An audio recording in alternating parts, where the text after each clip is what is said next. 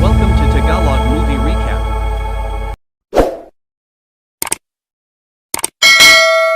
Si Park Roy ay orihinal na isang napakapilyong lalaking estudyante kaya madalas siyang pinaparusahan ng guro dahil sa paghawak ng isang balde ng tubig ang nasa ulo niya pero sa kaibuturan niya ay napakabait niya, hindi tulad ni Roy, ang malupit na guwan na madalas mang-api sa kanyang mga kaklase.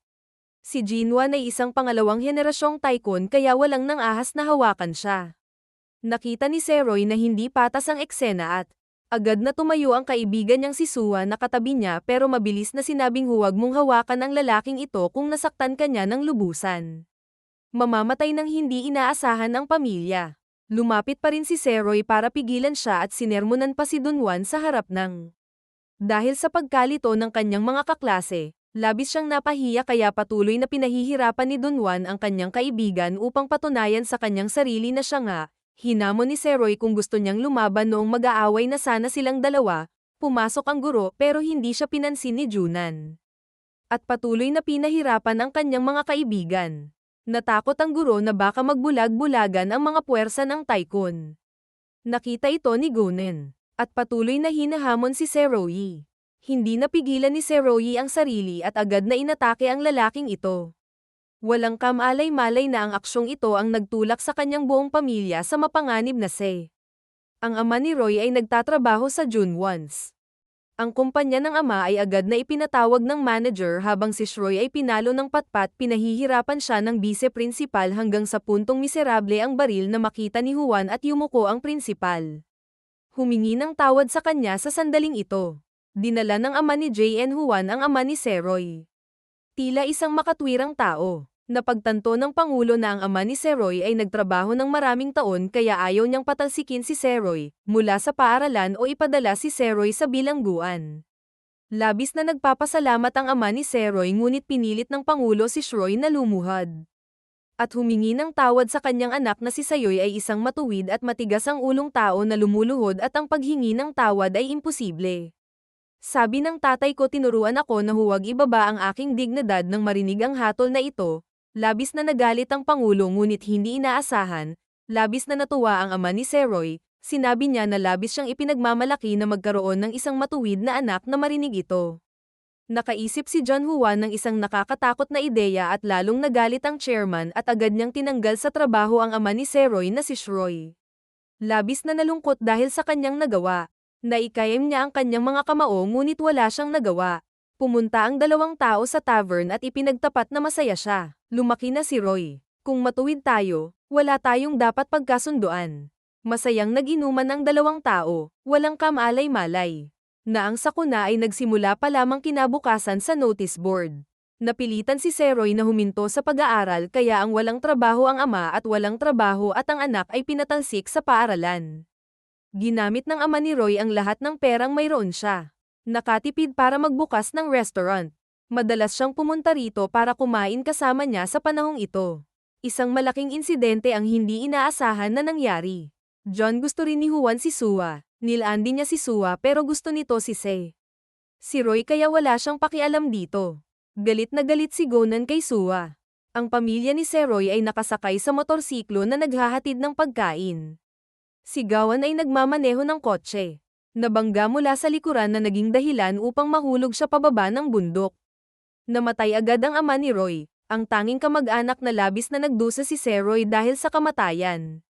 Bukod pa rito, ito ang amang minahal at hinangaan niya ng lubos, habang si Seroy naman ay malungkot. Biglang dumating ang mga pulis para ibalita na gustong makipagkasundo ng panig ng salarin. Naramdaman ni Seroy na masyado silang walang respeto sa buhay ng tao nang pulutin ni Sua ang tambak ng mga dokumento sa lupa. Bigla niyang natuklasan ang kotse sa litrato ni Joan Juan na alala niya ang numero ng plaka. Katulad lang ito ng nasa larawan, malinaw na ang nagsaayos ang mga pulis at ang tycoon ng isang taong umamin sa kanilang ngalan. Galit na galit si Sayoy at agad na hinanap si June isang gabing iyon ay umuulan at natagpuan ni Seroy noong ika-1 ng Hunyo sa ospital sa hardin na nakita niya si Seroy na gulat at takot. Bumagsak sa lupa si Se. Ibinuhos ni Roy ang lahat ng kanyang puot sa masamang taong ito. Sa kanya, ang ama ang may hawak ng buong mundo, pero ang kupal na ito. Kinuha ni Cry ang lahat sa kanya. Binugbog lang ni Seroy si Gan hanggang sa nawalan ito ng malay ng mga sandaling iyon, balak sanang gamitin ang bato para patayin ang lalaking ito. Dinala ni Swab ang mga pulis para agad siyang pigilan.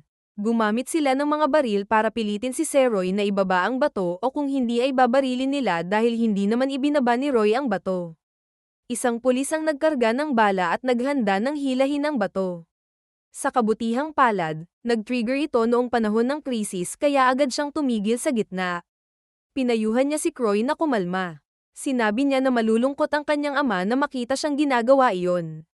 Ang pag-iisip kay ama ay unti-unting nagpabalik sa katahimikan ni Saoy, at inihulog ang bato, binawi ng mga pulis ang kanilang mga baril, naiwan lamang si Sayoy na nagdurusa at dahil hindi niya kaya maghiganti pagkatapos ng insidenteng iyon, dinala siya sa bilangguan. Dumating ang Pangulo upang makipagkita kay Seroy at sinabing patatawarin niya kung lumuhad si Seroy at humingi ng tawad nang marinig ito. Agad na nagalit si Croy, sinabi niya na ang taong nangangailangan lumuhad ang anak mo nang marinig iyon ng Pangulo ay agad siyang pinagbantaan. Sabi ni Pangulong John, tingnan natin kung paano. Miserable, pahihirapan kita sa pamamagitan ng abogado. Alam ng presidente na si Sua ay matalik na kaibigan ni Se. Roy kaya agad siyang tinawagan niya si Sua sa bahay niya dahil alam niyang walang sapat na pera ang babae para makapasok sa paaralan. Gusto niyang suhulan si Sua. Agad na nagtanong si Sua kung magkano ang maibibigay niya at natuklasan ng chairman na lubhang kawili-wili ito. At masayang tumawa kalaunan ay lumitaw si Joan Juan, nang hihinayang niyang nais sumuko ngunit iginiit ng chairman dahil hindi niya hahayaang gawin ito, napagpasyahan niya na si John Juan ang mag-aamin sa tagapagmana at hindi maaaring magkaroon nito ang tagapagmana. Isang kriminal na record ang paglilitis dito. Kinailangan ni Gona na sundin ang kanyang ama upang gawing mas malupit ang kanyang anak. Dinala siya ng Pangulo sa bukid. Nakahuli siya ng manok at hiniling kay Gona na patayin ito. Pinilit ng Pangulo ang kanyang anak na maging mas malupit at mas malupit dahil sa malaking mana ang kinailangang sundin ni Gona ng utos. Nakita ito ng ama at tumawa ng mabagsik kinabukasan. Sa paglilitis kay Seroy. Naganap ang hatol ng korte kay Say ng 3 taon sa bilangguan para sa pagpatay ng walang kamalay-malay. Lumabas na ang chairman ang pumatay. Ang taong umamin at pagkatapos ay sinisi si Croy, isang pulis, alam na alam ito, labis na nadismaya ngunit walang magawa ang direktor ng pulisya ay sinuhulan at pinilit na manahimik. Ang unang araw ni Croy sa bilangguan ay napilitang lumuhad ng mga nakatatanda ngunit tumawa lamang siya ng malakas na nagpagulo sa kanilang isipan. Lumabas na ang chairman pala ang may isinaayos niya na bugbugin ng mga bilanggo na ito si Shroy Sua. Dumalaw siya at nakita ang pasadong mukha ni Seroy. Nakaramdam siya ng panghihinayang kaya't agad niyang inamin sa lahat ng sinabi niya na ako ang nagtaksil sa iyo para makakuha ng pera para makapasok sa paaralan. Hindi. Sisihin mo muna ang babae bago magpaalam. Sinabi rin niya na gusto niya talaga si Sua at kapag nakaalis na siya, tiyak na mahahanap niya ang kanyang Sua na umaasa na si Say ay magiging lubhang mayaman pagkatapos mapalaya mula sa bilangguan at sa kahit papaano ay makapaghiganti sa tycoon na iyon. Nagpaalam na ang dalawa sa isa't isa na may kasamang pangako simula noon ay mayroon na si Say. Lagi kong naaalala ang alitan nila ng tycoon, 3 taon ang lumipas, napakabilis lumipas, ngayon ang araw na pinalaya si Seroy. Mula sa bilangguan habang nasa bilangguan siya ay naging kaibigan niya ang isang sikat na gangster na lubos na kahanga-hanga ang amo na ito Croy. Ang unang ginawa ni Saroy pagkatapos niyang makalaya mula sa bilangguan ay ang pumunta sa pub sa huling pagkakataon para makita ang kanyang. Nangako siya sa kanyang ama na tiyak na maghihiganti siya. Tinipon muna ni Croy ang lahat ng impormasyon tungkol kay di sinundan ni Janga Tycoon Group kasama ang sitwasyon ng kanyang anak na si Juan ang address ng sulat na ipinadala ni Suez papunta sa isang mataong kalye na tinatawag na Iwan. Noong araw na iyon, ay araw din na nagdaraos ng pista ang kalye kaya't labis itong nagmamadali si Seroy habang naguguluhan pa rin. Biglang sumugod si Sua para yakapin siya. Nagulat at tuwang-tuwa si Seroy. Hindi makapaniwalang inilabas niya si Seoy para uminom. Sinabi ni Sua na magtatrabaho siya sa kumpanya ng pamilya ni Gun Juan pero nagtrabaho si So. Huwag mo siyang sisihin, sinabi rin niya na magtatrabaho siya sa isang barkong pandagat sa loob ng 7 taon dahil silang dalawa ay kailangang maging 7 taon silang naghiwalay kaya medyo nalungkot si Sua kinabukasan. Sinimulan ni Seroy ang trabaho sa ocean liner. Mabilis na lumipas ang 7 taon. Parang simoy ng hangin, kasalukuyang nagtatrabaho si Sua para sa Django Conglomerate at napakatagumpay niya. Nirerespeto lang ng chairman na 7 taon nang nanliligaw si Janjo at hindi pa rin siya nahuhulog dahil si Sua pa rin. Mahal na mahal niya si Seoy sa puso niya. Pagkatapos ng trabaho, mabilis siyang umalis sa kumpanya at pumunta sa 81 Street kung saan sila ni Se. Nangako si Roy 7 taon matapos ang muling pagkikita, narito nga si Seoy, naghihintay sa kanya. Tiningnan siya ni Sua nang may pagtataka. Kumikislap na mga mata pagkatapos ng maraming taon ng paghihiwalay, hindi niya inaasahan na ang mga idol words ni Kroy 7 taon na ang nakakaraan ay magbubukas ng isang natupad na ang restaurant ni Kroy. Ang pangalan ng restaurant ay Danbam, ngayon ang araw ng pagbubukas kaya lahat ay labis na nasisiyahan.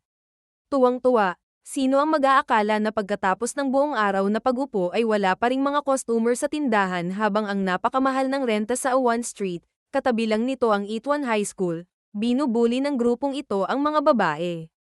Sa kasamaang palad, may ibang mga babae na nakatagpo nila, ang matigas ang ulong babae. Si Yo, ang babaeng naglabas ng telepono niya para mag-broadcast ng live. Agad na naging mainit ang post online kaya naging sikat siya pero dahil sa clip na ito, natalo siya ng isa pang magulang. Ngunit hindi inaasahan, ang eksenang kakakuha lang ng kanyang kaibigan ay kinunan. Si Yo ang tunay na sukdulang kasamaan na kanyang ipinakita. Natakot ng husto ang kakilakilabot na ina na iyon kaya hindi siya makapagsalita. Ikinumpas ng babaeng ito ang kanyang kamay at sinubukang saktan si Yo. Napatigil siya ni hindi inaasahang sinamantala ni Seroy ang pagkakataong ito para sampailan pabalik ang ina. Hindi alam ni Seroy ang nangyari at hinabol si Yo at hiniling sa kanya na humingi ng tawad. Nagsinungaling si IIO na namatay ang tatay ko dahil sa kanya. Naghintay siya hanggang sa magising ito. Inilabas niya ang ulo niya. Ang pinto at biniro ako na nagsisinungaling ako, tanga. Lumalabas na matigas ang ulo ni Yo, tulad ni Roy. Madalas niyang napapagalit ang punong guro ngunit wala siyang magawa tungkol dito nang sabay sa korporasyon na si Jung Gagonen. Ay naglalahad ng plano na magbukas ng isang tindahan ng inumin sa Kalye Ituan nang hindi inaasahan, tumutol si Sua nang makita ng Pangulo na ang plano hindi makatwiran ang ginawa niya kaya pinunit niya ang papel at sinampal ito sa mukha dahil nalulugi ang tindahan ng Ituan sa loob ng 3 taon.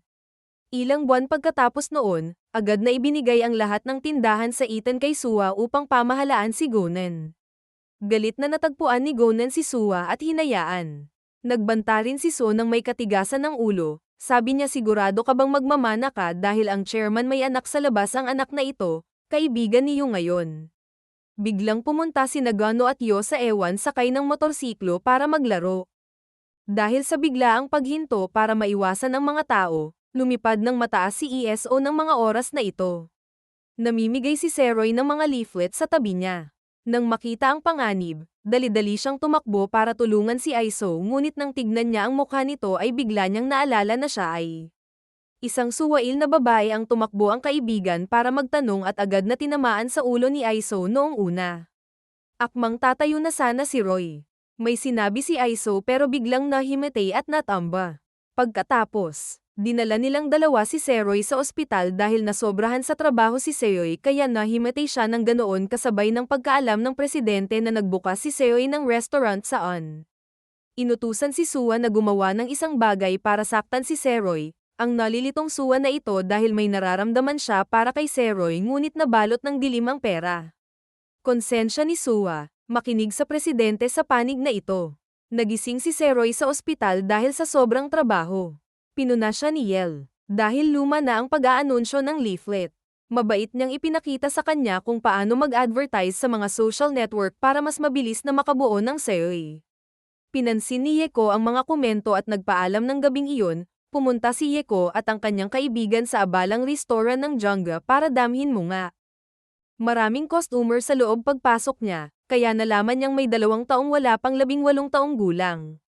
Taong gulang kaya hinabol niya sila pabalik kaya nagpa siya ang tatlo na pumunta kay Danbam sa kabilang panig pagkapasok nila nakilala si Seroy dahil walang mga customer ang bigat kahit alam niyang menor de edad pa rin sila ay pumayag pa rin na hayaan sila sa iyo ay naupo upang kumain at agad na nalaman na ang restaurant ay walang mga customer dahil mukhang masyadong samantala. Si Croy ay naglakad-lakad upang malaman kung paano nakakaakit ng mga customer ang mga restaurant sa daan na hindi niya sinasadyang nakasalubong. Ipinagtapat niya na sa loob ng 2 buwan ay hindi niya maintindihan kung bakit walang mga customer ang restaurant pagdating niya sa napagtanto ng tindahan na si Sua na ang grupo ng Yo ay hindi pa 18 taong gulang kaya agad niya itong tumawag ng pulis sa loob. May kawalang galang ang kaibigan ni Yo sa mga empleyado. Agad na ipinagtanggol ni Seroy. At pinagalitan ng kausap na lalaki na kailangang maging makatwiran dahil lasing ang binata at sinimulan itong insultuhan. Hinawakan pa niya ang kwelyo ni Seroy at gustong suntukin si Seroy nang bigla niyang suntukin si Croy. Sumugod palabas ang empleyado. Para harangan siya sa kamuling hampasin dahilan para mawalan ng malay ang binata. Sa wakas ay kinuha niya ang kumukulong mainit na kaldero at ibinuhos ito diretso sa kanyang paanan, lumabas na ang empleyadong ito ay isang tulisan. Sa sandaling ito, lumitaw ang mga pulis. Sinabi ng pulisya na may nagulat na may mga Manero rito kaya inaresto silang lahat at dinala sa istasyon. Ang normal na parusa ay mapipilitan silang magsara ng 2 buwan, kaya nagalit si Squan at gumawa ng gulo sa ngayon. Tila sinusuportahan ni Juan ang kanyang nakababatang kapatid ayon sa utos ng Pangulo. Tumawa siya ng malakas nang makita niya ito. Nabigo ng ganito si Seroy at labis na nagalit si Seroy nang makita ng pulisya na anak ito ng Pangulo kaya mabilis silang. Hindi inaasahan na hindi pinansin ni Esroy ang bagay na ito. Pinigilan ko ang mga pulis na balewalain ito. Sinabi niya na dapat nila siyang tratuhin na parang isang taong may sala at tinanong din kung bakit nila siya hinayaan dahil lang sa mayaman ang pamilya niya. Hindi maintindihan ni Seroy kung bakit takot na takot ang mga pulis sa anak ng tycoon pagkatapos magsalita. Tumayo si Seroy at umalis. Nakita ito ni ESO at hinabol siya. At sinabing kung nababaliw ka, ang pagsasara ng 2 buwan ay mangangahulugan na malulugi siya. Pinuna siya ni Yo dahil sa pagiging masyadong prangka at hindi alam kung paano yumuko at sinabi ni Seroy na isa lang siyang taong mahilig manira. Nagtalo ang dalawa ng ilang sandali, ngunit sa pagkakataong ito ay lumapit si Gonan at sadyang binanggit ang kwento kung paano niya sinaktan si Se. Dati, hinimok ng ama ni Roy si Shroy na atakihin siya ngunit ang mga pagkakamali niya noon ay nagturo sa kanya ng aral na sinubukan ni Seroy na gawin. Pagpasensyahan mo na pero si John Juan ay labis na arogante. Inihayag ni Shroy na huhukayin niya ang kaso ng pananaksak ni John Juan sa kanya. Mula sa ama hanggang kamatayan, sinabi ni Shroy na tiyak na pagbabayaran kita para sa iyong mga kasalanan nang marinig ito. Nakaramdam ng takot si John at si Yo sa tabi niya ay nagsimulang magkaroon ng interes kay Seroy. Determinado siyang gawin ang lahat para matulungan itong makuha dahil sa away. Pinarusahan sina Iyo at Gano dahil sa pagtakbo sa paaralan at kasabay nito ay kinailangang sumulat. 100 ulat ng kritisismo ngunit hindi sumulat ang Iyo kundi gumuhit lamang ng larawan ni Croy humanga siya sa estilo ni Croy. Agad na nag-online si EO at hinanap ang lahat ng impormasyon tungkol dito. Ang kaso ng taong iyon ay dumaan siya sa tindahan ni Croy araw-araw kahit nasarado ito pagkalipas ng 1 linggo. Bagong taon na noon at nagsama-sama ang lahat upang ipagdiwang ang bagong taon. Pumunta si Yo sa isang bar upang ipakita ang kanyang ID card. Siya ay 18 taong gulang pa lamang. Kahit na umiinom siya kasama ang kanyang mga kaibigan, hindi siya masaya dahil ang iniisip lang niya ay si Seroy, ang taong tinulungan siya ni Sai ng araw na iyon maliban sa kanya, wala na siyang maisip na iba pa tungkol dito. Nakilala ni Sai si So sa isang pamilyar na tindahan. Hindi niya alam na siya pala ang nagsumbong sa kanya sa pulisya na naging dahilan ng pagsasara niya sa restaurant ng 2 buwan. Halos ipagtapat niya pa nga ang pagmamahal niya rito pagkatapos uminom. Gusto nang umuwi ni Izel pero sa pagkakataong ito ay isang pervert na, ay umiinom kasama niya kanina. Hinabol siya at gustong gahasain. Mariing tumanggi si Aiso pero nagpatuloy pa rin siya. Inistorbo ni Iyo agad siyang binato ng isang bukol ng pera at itinaboy palayo. Nakaramdam siya ng inis kaya agad niyang binatukan si Iyo. Patuloy na umatake dahilan para magpumigla si Iyo sa kanya ngunit ikinagalit niya ito at ang paghabol sa kanyang Aiso ay wala nang nagawa. Wala siyang ibang nagawa kundi ang tumakbo ng padalos-dalos sa isang maliit na eskinita. Nagmamadali siyang pumasok sa banyo ng mga lalaki, doon niya muling nakilala si si Seroy. Mahiyain siya pero ngumiti si ESO ngayon lang tumakbo ang Meniakis na ito. Sinubukan niyang magkunwaring kalmado at gusto niyang kaladkarin si Aiso para talunin siya. Nagsinungaling din na kasintahan siya ni EO pero nakita ni Seroy ang sugatang mukha nito at alam niyang may mali sa pagkakataong ito, nagtanong si EO. Para sa tulong ni Seroy kaya agad na tinalo ni Seroy ang kupal na iyon at saka sila lumabas para tumakas. Nagkataong nagkita sila. Si Sua nakara-rating lang kaya sabay-sabay silang tumakbong tatlo. Hindi pa nakakita si EO ng ganito kalaking kasiyahan matapos makita nagseselo si Seoy ng sandaling iyon, kaya naghiwalay na silang dalawa para umuwi nang huminto si Yo.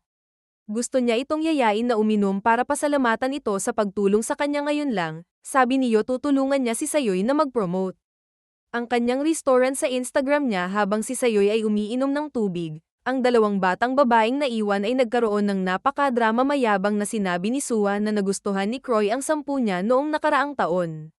Narinig iyon ng Aiso, at sinabing gusto niya si Croy. Nagpumuna silang dalawa kaya naging lubhang tensyonado ang kapaligiran. Sinabi niya na dahil kay Yo kaya kinailangang magsara ang restaurant ni Seroy nang hindi inaasahan. Napakatalino ni Yo, tinanong niya si Sua. Ibalik kung sinabi ni Sua sa pulisya na ang pahayag ay biglang nagpakasala kay Sua. Kinamuhian ni Aiso si Sua dahil nang ahas siyang manaksak. Isang barya at kung may lumitaw na mga ulo, bigla siyang titigil, mga ulo iyon, nang makita ito, nagpa siya ang ESO na ituring ito bilang isang nakayuko siya sa sobrang tuwa kaya agad siyang tumakbo papunta kay Roy's Pub. Nang makita niya ito, umibig si Aiso sa kanya. Nagpa siya si ESO na maging manager ng restaurant para matulungan siyang makamit ang kanyang hindi natapos na pangarap ng hindi inaasahan ng anak sa labas ng Taikon ay nagtrabaho rin dito si Jensu ay anak ng isang kerida kaya madalas siyang inaabuso ng ina ni Jenen dahil sa pagsunod sa kanyang kasintahan. Iniwan si Gano sa likod ng galit na si Jenen. Pinalayas din siya ng pangulo sa loob ng maraming taon. Namuhay si Johnson na parang isang ulila. Kinailangan niyang gawin ang lahat para mabuhay dahil nakita niya ang kabaitan ni Roy kaya gusto niyang magtrabaho para sa kanya kaya ang buong restaurant ay may 5 tao. Sabi ni Sean, na ang maliit na restaurant ay hindi nangangailangan ng isang tagapamahala ngunit mabilis na itinuro niyo ang mga puntong naging dahilan upang bumagsak ang restaurant. Una ay ang mga staff na may hawak na pagkain sa kanilang mga kamay na parang ganito. Marurumi ang pakiramdam ng mga customer kung wala ang menu mga tipikal na putahe na nagpapahirap sa mga customer na pumili. Ang restaurant ay walang background para sa mga customer na pumili.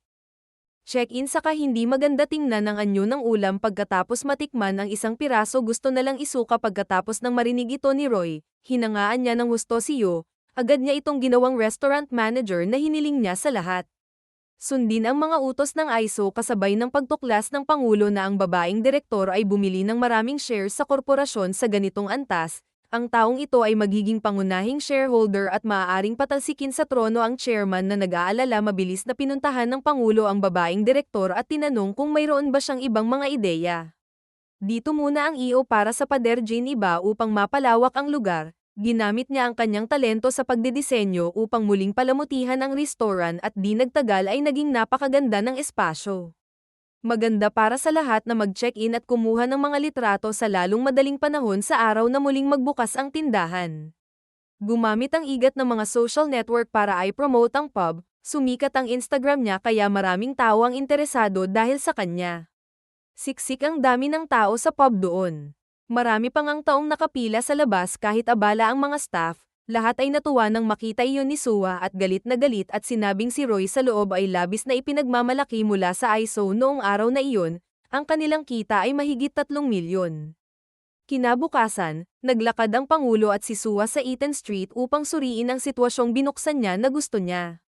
Pinakasalan ni Sua ang kanyang anak na si Joan Juan ngunit labis siyang kinamuhian ni Sua kaya hindi siya tumugon sa mga sinabi ng Pangulo. Pagkakataong ito para akayin si Sua papunta sa pinto ng restaurant ni Dan Bam, dahil siksikan ng restaurant, ang Pangulo. Hiniling kay Sua na gumawa ng paraan para sirain ang restaurant na ito. Pagkalipas ng ilang araw, ang restaurant ay kasing sikip pa rin ng dati. Unang araw pero dahil nakalive ang chef, kinailangan daw pumasok ni Roy para magluto, maayos pa rin naman ang takbo ng trabaho. Kinabukasan, biglang nagreklamo ang mga customer na may buhok sa pagkain. Nagreklamo ang katabi ng mesa na masyadong walang lasa ang pagkain. Ang trabaho ng chef niya ay pabayan na ikinagalit ni Aiso ng husto. Pinagalitan niya ang chef at sinabing kailangan niyang magtrabaho ng nakapokus, tapos gusto mo pa siyang gawin yan. Sunog para hindi magsara ang restaurant. Tinawagan ni Seroy ang chef para ituro ang problema pero mabait naman siya kaya hindi siya tinanggal sa trabaho at biglang dinobol ang sweldo niya. Gusto ni Seroy na magsikap siyang maging karapat-dapat sa perang ibinayad niya.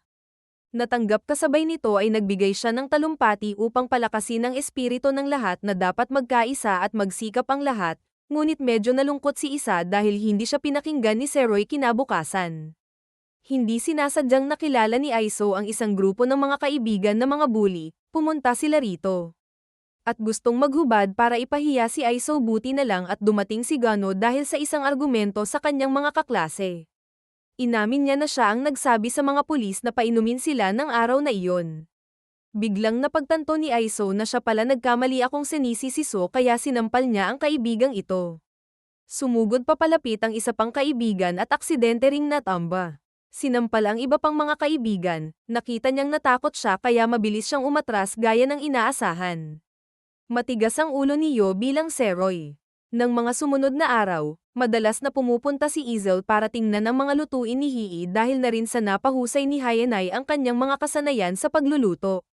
Matagumpay na nalutas ni Seroy ang panloob na tunggalian at sabay na inilabas ang restaurant sa nakaupo si Pub Sua at naaalala ang mga sinabi ng Pangulo. Kung aling panig ang gustong salihan ni Sua, napakasakit nito. Uminom siya hanggang sa malasing siya habang pauwi. Hindi sinasadyang nakasalubong niya si Sei sa grupo nito nang makitang isa itong pribado. Tanging Aiso lang ang natitira, si Sua ay lasing, inamin ang lahat ng kanyang nararamdaman. Ang kumikinang na mga mata ay dumampi sa puso ni Seroy. Biglang naging romantiko ang kapaligiran.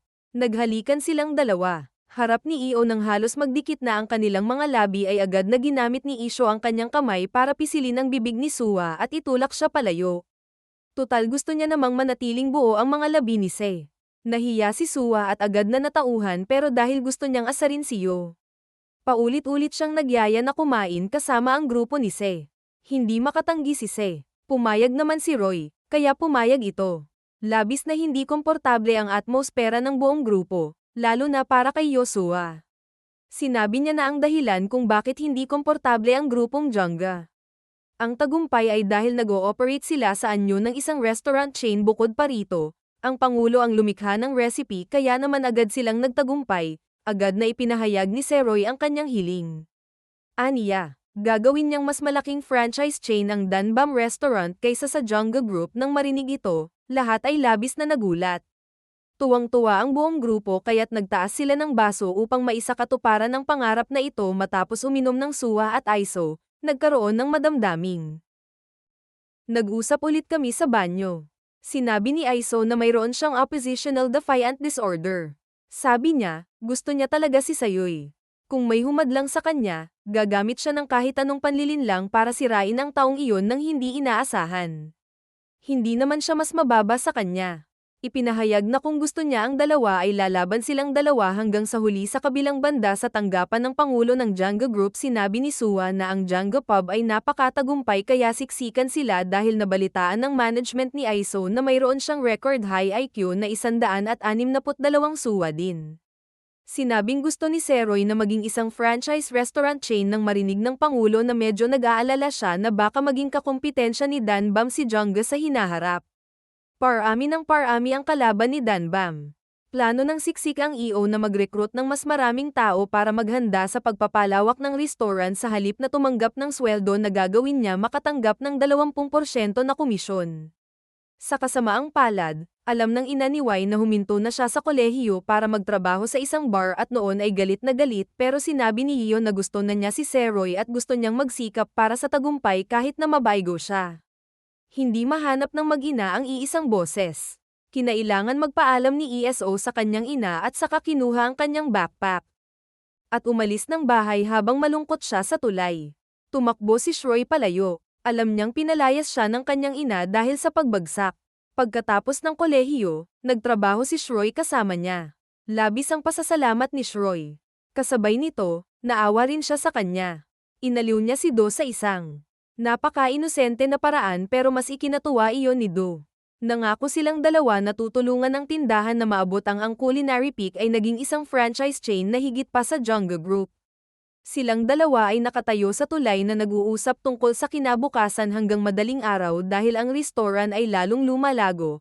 Kinailangan itong mag-recruit ng mas maraming tauhan nang hindi inaasahan ang mga kandidatong dumating para sa mga interview ay lahat ng mga taong hindi makapagtrabaho. Pagkatapos ay isang napakagandang babae ang dumating upang mag-apply ng trabaho. Tuwang-tuwa ang empleyado at si Seroy nang makita ang babaeng ito.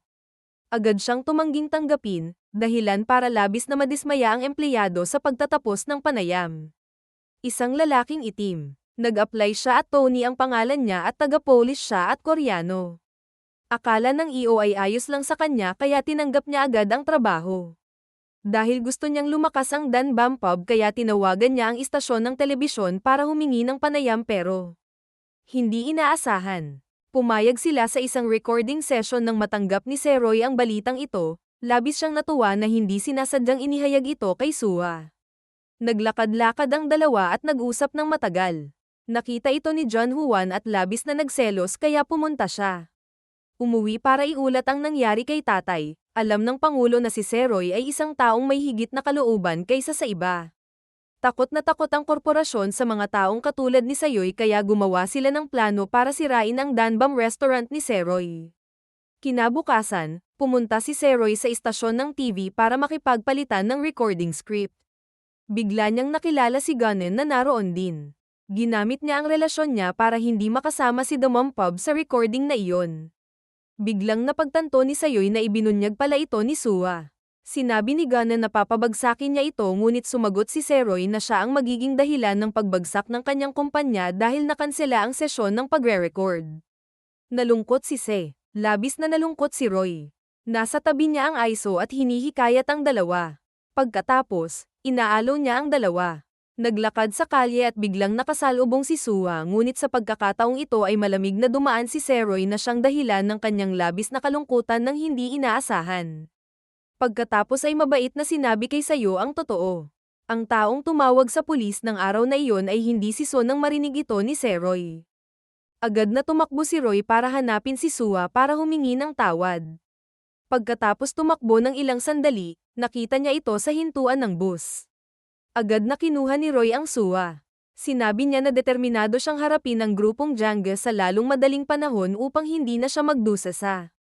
Sa sandaling dumating ang bus, naghiwalay na silang dalawa mula rito pagkatapos umalis ni Sua. Agad na tumawag si Roy. Misteryosong taong nagmo-monitor ng mga stock ng Jungga Group. Iniulat ng taong ito na mas mahalaga ang mga shares ni Seroy. Nang marinig ang balitang ito, agad na nagmadali ang katulong na bilhin ang lahat ng shares ni Jungga, sabi ni Roy. Para ipaalam sa Pangulo na si Seroy ay bumili ng maraming shares ni Jungga, lumabas na si Seroy ay bumili ng shares 8 taon na ang nakalilipas na siyang panahon din kung kailan nagkaroon ng iskandalo si Joanjo na naging dahilan para bumagsak ang mga shares nito sa napakababang presyo ngayon. Si Seroy ang pangatlong pinakamalaking shareholder ng The Jungga Group nang malaman niya ito. Nagulat ang chairman at natawa siya. Hanggang sa puntong mabaliw siya, hindi niya inaasahan na magiging ganito kagaling si Seroy. Agad na pumunta si President Jong sa Danbam Pub para. Nakilala ko si Seroy, akala niya manok si Sayoy pero isa pala siyang Sorrow, 8 taon na ang nakakaraan ginagamit niya lahat. Ang pera ng insurance ng ama para makabili ng mga stock mula sa taong pumatay sa kanyang ama ay napatunayang lubhang mapanganib ang dalawang mukha, gayunpaman, maalalahanin pa rin siyang tinanggap ni Seroy. Inutusan niya ang chef na magluto ng pinakamasarap hanggat maaari. Sa personal na dinala ni Roy ang pagkain sa mesa. Bigla siyang tinanong ng presidente kung ano ang layunin ng pagbili niya ng pagkain. Mga shares at bakit siya bumili ng ganito karami sa puntong ito, natigilan ang lahat dahil alam nilang maraming pera si Croy syempre. Hindi masasabi ni Croy ang intensyon niyang bilhin ang Jungga Group, nagsinungaling siya na binili niya ito dahil nakakita siya ng potensyal. Nasarapan si Pangulong Jiang at lahat sa pagkain dahil masarap ito kaya kinain niya ito ng sabay-sabay pagkatapos kumain. Biglang binanggit ng chairman ang ama ni Croy, pinayuhan niya si Croy na sumuko na at huwag itong harapin, pinagbantaan din niya si Roy. Na kung magpapatuloy ka, mabibigo ka ng husto. Marinig mo ang tungkol sa kanyang tunay na ama na nagsasabing hindi maitago ni Roy ang kanyang emosyon. Hindi siya nag-aatubiling pag-usapan ang kanyang planong paghihiganti. Nangako si Roy na pagbayaran niya sina Chairman JN at Janju sa pagpatay. Sabi ng kanyang ama, galit pang ang sumigaw si Ro. Dahil sa mga salita niya, naging lubhang tensyonado ang kapaligiran. Galit na galit si Chairman Jiang at gustong-gusto niyang para tumugon sa huli. Alam na ngayon ng ISO kung gaano kawalang ingat at kagaling si Roy kaya isiniwalat din ni Roy na iyon pa lang ang una hakbang ng plano na sakupin ang grupo ni Jangga at ang kanyang baraha ay ang kanyang kaibigang si Hojin na tumulong sa kanya sa lahat ng bagay habang siya ay nasa bilangguan. Lumabas na siya pala ang taong inabuso ni Joan Juan at si Roy ay nanindigan para protektahan ang lihim na pinamahalaan ni Hoin ang pananalapi at negosyo para kay Roy dahil nag-major lang siya ng pananalapi sa loob ng 10 taon. Ginawang malaking halaga ni Hojin ang 100 milyon ni Roy ilang araw na ang nakalipas nagpunta sila upang makipagkita sa CEO ng kumpanyang Jangga. Nagpanukala si Roy na makipagtulungan sa pagpapatalsik sa direktor. Pagkatapos ay ginawa siyang bagong pangulo ng grupo ni John dahil ang ama ni Roy ay isa ring taong nagpapasalamat sa direktor kaya gusto rin niyang bawiin ang pabor pero ang kailangan ay dapat mas malaki ang share niya kaysa kay Chairman Jiang pagkalipas ng ilang araw. Nagkita silang muli, nagkamayan ng magkabilang panig at sumang-ayon na makipagtulungan kinabukasan. Ang direktor ng DOR pumunta siya sa bahay ni Chairman Jiang para maglaro ng chess, pinayuhan niya si Chairman Jiang na huwag matigas ang ulo na ipasa ang kumpanya. Dapat pumili ang anak niya ng isang mabuting tao para pamunuan ang grupo matapos umalis ang direktor at nagdala ng ilang litrato ang kalihim na si Kim, kay Pangulong Jiang na mga ebidensya ng pagtutulungan ni Roy at ng direktor. Nagsimulang lumitaw si Pangulong JN na may plano para makayanin at ang panig ni Yo ay nagsimulang magkaroon ng ibang pananaw kay Roy na kasing talino niya ngunit hindi niya man lang ginawa mukhang magaling si Sayoy. Na-curious si Ganso kung ano ang feud ni Roy pero hindi mo alam kaya tumakbo si Juno.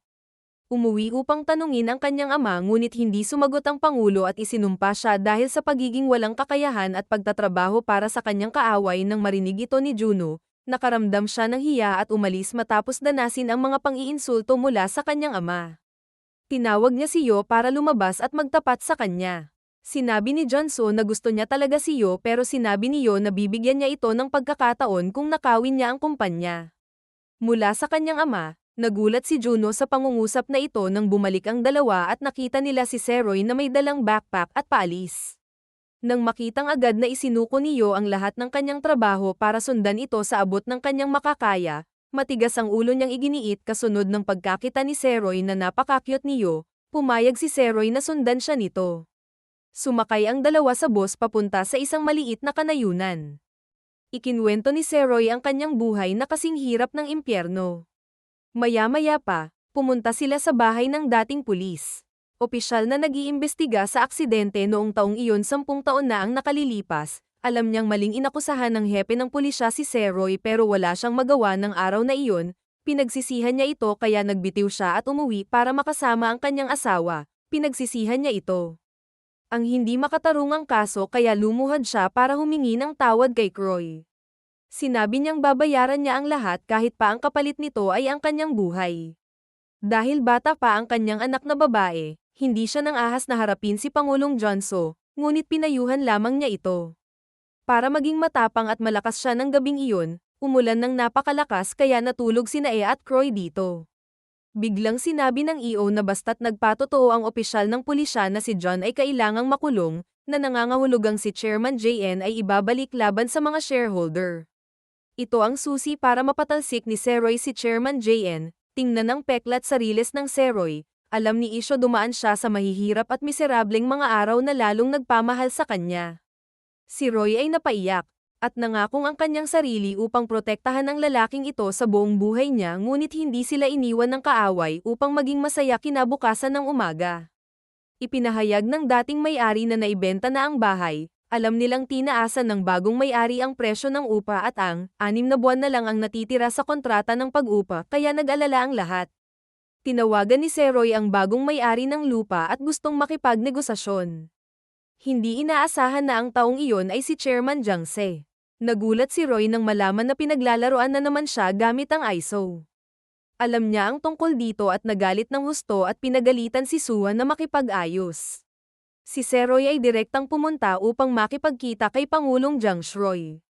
Nagpakumbaba siya at nagmakaawa kay Pangulong Jiang na magbigay ng ari-arian, syempre hindi magagawa ng isang mapanganib na taong tulad niya balewalain mo, sabi niya kung saan man umupa ng espasyo si Seroy sa hinaharap, bibilhin niya iyon doon para maging imposible para magnegosyo pa si Seroy. Patuloy na nagpakumbaba si Shroy at nagtanong kung ano ang gusto mo. Gusto niya bang lumuhad si Shroy? At humingi ng tawad sa kanya. Nagalit si Shroy at sinabing siya ang may kasalanan. Sinabi niya na habang lalo mo akong sinasaktan, lalo akong nasasaktan. Mas malakas kaysa kay Seroy ay nagdeklara ng digmaan kay Pangulong John pagkatapos ay malamig siyang umalis. Nakilala niya si Sua, alam niya ang nangyari at agad na hiniling sa Pangulo na bawiin ang desisyon na bawiin ang lugar, ngunit nagalit ang chairman at agad na pinalaya si Sua dahil malapit nang isara ng restaurant ang grupo lumabas para uminom pagkaalis nila. Humingi ng tawad si John na kay Seroy para sa abalang idinulot ng kanyang pamilya. Hindi sinisi ni Seroy. Siya at nakikiramay pa rin sa kanya. Ang 4 na iba pa ay nag-imbita sa isa't isa sa bar para sumayaw ng hindi inaasahan. Pagkakataon ni Tony na pigilan sa pagpasok dito. May patakaran. Ipinagbawal ni Tony ang mga Aprikano. Koreano pero ayaw pa rin siyang papasukin ng mga security guard. Sabi ni ESO walang maniniwala sa sinabi ng itim na lalaki. Dahilan para malungkot na umalis agad si Tony kinabukasan. Puno ng pintura ang bar at nakasulat na sila ang isang rasismo. Lahat ng nakakita sa eksenang ito ay hindi alam kung ano pa ang sasabihin. Ipinagtapat ni John So kay Yo ang tungkol sa desisyon niya.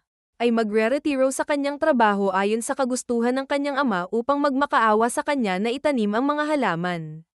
Narinig iyon ng ISO at noon ay labis na nagpapasalamat si John So pagkatapos ay nagbitiw na parang hindi naguguluhin ang restaurant ng Janga Group syempre se. Hindi sumang-ayon si Roy na ayaw niyang may magsakripisyo para sa kanya habang masigasig niyang sinusuportahan ang pagkakita nito. Agad na inagaw ni Seroy ang kanyang management sign. Galit niyang sinabing walang emosyon si isa at hindi kwalipikadong maging isang inilaan niya ang kanyang sarili sa restaurant, ngunit pinagalitan siya kaya galit din siyang nakipagtalo ng hindi inaasahan. Seroy malakas na pinagalitan si ISO na ayaw niya. Hindi niya kailanman ipinagpalit ang nararamdaman para sa mga benepisyo. Sinabi ni ISO na isinuko na niya ang buong buhay niya. Para sa kanya kaya kahit tanggalin niya ito sa trabaho, siya pa rin ang manager ng restaurant kung maririnig mo itong Seroy na ito. Labis na nagulat si Seroy na nagpas siyang bumili ng bahay dito para makapagtrabaho. Nakita niya ang mas marami pang kasama ni Seroy sa bahay. Pasasalamat, binago nito ang kanyang paraan ng pamumuhay ayon sa dahilan. Agad siyang tumakbo upang humingi ng tawad kay Juno. Kinuha niya ito. Pagkakataon na umamin si Gano ng pagmamahal niya sa iyo pero sinabi ni EO na si Seroy lang ang gusto niya sa susunod. Nagpost ang ISO ng artikulo tungkol sa rasismo, nakatanggap ang artikulo ng maraming suporta at naging mainit. Inanunsyo rin ng ISO na lahat, kung may humawak kay Seroy, papatayin niya silang lahat kapag nabasa niya ang artikulong ito. Bumalik si Tony at nangako ng ISO na gagawin niya iyon. Tulungan mo siyang mag-apply para sa pagkamamamayang Koreano. Nakita kong nagbago ang buhay ni Hio at naging mas emosyonal, at napasaya niya ang lahat. Agad siyang binigyan ni Roy ng karatula ng pamamahala ng restaurant at labis siyang ipinagmamalaki. Si Jensu lang sa tabi niya ang nalungkot. Sa kabilang banda, sinabi ng sekretarya na kabibili lang ni Seroy ng bahay sa Ewan para kay Chairman Jiang, dahilan para magpanik ito. Dahil tumaas ng husto ang mga bahagi ni Di Janga, iniutos ni Seroy na ibenta ang lahat ng mga bahaging ito para sa malaking tubo. Para hindi malinlang ng chairman na si Jiang, sabi niya bumili si Roy ng medyo malaking bahay sa Taiwan habang magkakasama ang grupo. Habang nire-renovate ang bagong restaurant, biglang may matandang babae na nagsabi kay Shroy na napakamalas ng bahay na ito, wala pang boss na nagtrabaho. Dito nang hindi nawawalan ng pera at nalugi matapos marinig ito, Medyo nalito ang lahat upang matulungan ng isang bagong restaurant ang bumuo ng live stream ng IGAT sa mga social platform kaya naman mas lalong sumikat ang restaurant. Alam ng Pangulo ang mahalagang punto para matulungan si Seroy na magtagumpay, iyon ay dahil sa ISO, malas niya kayong inimbitahan sa kanyang bahay. Nakilala niya si Yo na dumalo sa press conference ng grupong Django nang magbigay ng talumpati ang chairman tungkol sa oryentasyon ng kumpanya, itinaas ni Igat ang kanyang kamay para magsalita. Dati, hinayaan ng ama ang kanyang anak na babae na umupo ng mag-isa at pagkatapos ay lumabas para kausapin si Roy. Nakita ng batang babae ang cute na pusa at agad siyang hinabol ng aksidente siyang nawala at hinanap ng lahat ngunit sa kabutihang palad ay hindi nila siya matagpuan. Tinulungan siya ng tadhana na makilala si Direktor Kang. Pinahiram niya ito ng telepono para tawagan ang kanyang ama, pagkatapos ay ang pulis at si Seroy. Para sunduin ang kanyang anak ngunit dahil sa kanilang kahusayan sa pulisya. Mabilis na natuklasan ng ama na may sumusunod sa kanya, bigla siyang lumingon at nakita ang lalaking ito at ninakaw ang kamerang ito. Lumalabas na ang lalaking ito ay palaging nagkukubli para kumuha ng mga litrato ng kinaroroonan ni Direktor Kang. Hindi na kailangang sabihin pa na alam nilang isa itong panlilinlang ng chairman na nangangahulugang napakaingat ng chairman nang makita ni Chairman Jiang ang patalastas ng mga tindahan ni Yo para sa Aeon Class. Nakita niya na talagang may talento si Y ngayon. Nag-aalala siya hindi lang dahil kay Seroy kundi pati na rin kay Yo. Inanunsyo rin ng sekretarya. Nabunyag ang kanyang pagmamatsyag kay Direktor K ngunit hindi nataranta ang chairman at sinabing huwag na siyang pansinin ngayon. Ang pinakamahalaga ay ang makabalik tayo sa trabaho para sa kanila. Labis na ikinagulat ni Suwa ang narinig niya. Sinabi ng kalihim na ang pulis ang nagbigay ng pagkain kay Shroy. Agad na iniutos iyon ng Pangulo. Nasuhulan ng pulis ng gabing iyon. Nakipagkita si Sayoy kay Suwa habang umiinom sa isang romantikong kapaligiran. Sinabi niyang gusto niya si Suwa. Hindi inaasahan kinabukasan ng umaga nang pumunta siya sa restaurant, sinabi ni Aiso na kung makikipag-date siya kay Suwa, magre-resign ito sa trabaho. Kasabay ng pagtawag ng Pangulo, ang pulis na nagbigay ng pagkain para kay Roy ay pumunta sa kanyang bahay. Tinukso siya ni Mr. Jiang na magbigay. Pataasin si Croy at pumirma ng kontrata kay Jiang ngunit ang nakaraan ay nagturo ng aral sa dating pulis ngayon gusto na lang niya maging isang mabuting halimbawa para sa anak na babae kaya kahit na inalok siya ng chairman ng isang napakakumikitang kontrata, ang una ay tumanggi pa rin ng pulis, naniniwala siyang malalampasan ni Dan Bam si Jiang sa hinaharap bilang Pangulo, nagbanta na kung tutulan niya siya, may paraan lang para mamatay. Akala ng pulis ay sasaktan niya ang kanyang anak na babae kaya hinawakan niya ng mahigpit ang kamay nito, binyantaan niya ulit ang presidente at sinabing siya ang pulis sa kaso. Ilang taon na ang nakalipas, kung may problema sa pamilya niya, ibabaliktad niya ang kaso kaya labis na nag-aalala ang chairman. Habang hinahanap ng anak niyang si Joan Juan CEO, ipinaalam ni Joan Juan sa lahat na gusto niyang imbitahan si EO na magtrabaho. Tinanong siya ng EO, umiinom kaya labis na nag-alala si Seroy sa bahay. Naakit ni JN ang ISO sa Jungle Group gamit ang isang malaking kontrata. Ang posisyon ay ang marketing director kasabay ng pag-alok niya ng sweldong 250,000 kada buwan. 50 beses ng kasalukuyang sweldo. Natulala si Yo dahil sa sweldo, ngunit hindi niya alam na napakatalino pala ni Yo. Nagkunwari itong sumasang-ayon si Yo dahil hinahangaan niya ito. Tapos pinuri niya ang lalaking ito sa Cloudsham para lokohin siya para sabihin ang buong katotohanan tungkol sa aksidente sa sasakyan na ikinamatay ni tatay ni Roy 10 taon na ang nakalipas, ang tanga ni Jane. Ikinwento lang ng isa ang lahat pero nangyari ang lahat ay naitala ni Igat. Alam ni Janan na siya. Nakulong sa pagnanakaw ng kanyang telepono ngunit mas mabilis si EA, muntik na niya itong suntukin ng matapan ang mainit na kape sa kanyang mukha. Ipinahayag na sino mang manggahas na hawakan si Croy ay papatayin ang taong iyon ngunit hindi sigona ng karaniwang taong hinabol niya at sinunggaban si Yo at agad na sinampal si Yo. Sapilitang hiniling ng lalaking ito na nakawin ang telepono. Wala nang magawa si Yo at tanging sigaw lang ang nagawa ng mga tao para humingi ng tulong nang makita ito at maraming tao sa paligid nang hindi inaasahan ay humawak si Joan Juan ng isang-isang dakot ng pera at itinapon ito sa ere. Lahat ay abala sa pagpulot ng pera kaya wala nang pumansin sa kanila. Akala mo madali lang mananakaw ang telepono niya nang hindi inaasahan noong nasa panganib siya. Dumating si Seroy para iligtas iyon. Nasugatan ang mukha ni Aiso. Galit na galit si Seroy at sinubukang patumbahin ang baril sa isang baril. Mabuti na lang at napigilan ni Isho si Shroy sa oras. Para maiwasang mahuli sa kanyang patibong, pagkarating ng mga pulis, agad na dinala si Gonan para pasalamatan si Shroy at niyakap si EO. Ito rin ang unang pagkakataon na nakaramdam siya ng ganito kasaya kahit na nasasaktan siya. Sinabi ni EO na dumating na ang panahon na nag-post siya ng ang pagre-record online ay nagdulot ng kaguluhan sa opinyon ng publiko, na naging dahilan upang bumagsak ng husto ang mga bahagi ng Jungga Group. Na naging dahilan upang maging chairman. Galit na galit si Jang dahil binugbog niya ang kanyang mapanirang anak na si Gunen, at labis din siyang napahiya nang bugbugin siya ni Direktor Kan WHT. Nasaksihan ang lahat, batid sa kanyang puso na hindi niya maaaring pagsilbihan ng isang taong walang kakayahan sa hinaharap kaya agad siyang pumunta kay Se.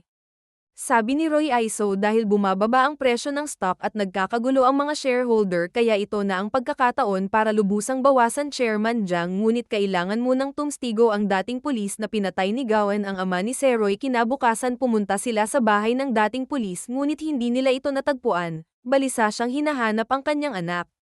Natuklasan ito ni Direktor Kang na nakaupo. Mag-isa sa isang upuan, alam niyang nagkamali ang kanyang ama sa kaso 10 taon na ang nakalilipas kaya umalis ito ng bahay. Sabi niya, nakita ni Roy ang ama at ang anak na babae na napaka-sentimental kaya kinailangan niyang ipagpaliban ang paghingi sa kanila na magpatotoo nang ibalik niya ang ISO. Sinabi niya na ang pangalawang kondisyon para mapatalsik si Chairman Jang ay noong tumayo si Chairman Jang para ipagtanggol si Juan maling paraan kasabay nito. Nakipagkita rin si Chairman Jang sa mga abogado upang makahanap ng paraan upang harapin ito. Iminungkahi ni Sua na si John kailangang makulong si Joe para mailigtas ang kumpanya. Kung pagtaksilan siya ni Director Kang, matatanggal sa trabaho ang chairman. Napakatalino ng payo, hindi niya inaasahan na pabubulaanan ito ni Chairman Jang, matatag niyang pinagtibay na gagawin niya mas mabuting umalis na lang siya sa kumpanya kaysa iwan ang anak niya. Mabilis na ibinalita ni Sua ang balitang ito kay Director Kang at sa iniisip ni Sayoy. Naging maayos ang lahat kaya agad na nagsagawa ng internal meeting si Director Kang upang imungkahi ang pagtanggal kay Chairman Jang, dahil hinayaan niyang makaapekto ng malaki sa kumpanya ang damdamin ng kanyang pamilya, nang walang kamalay-malay na nahulog na pala siya sa kanyang patibong.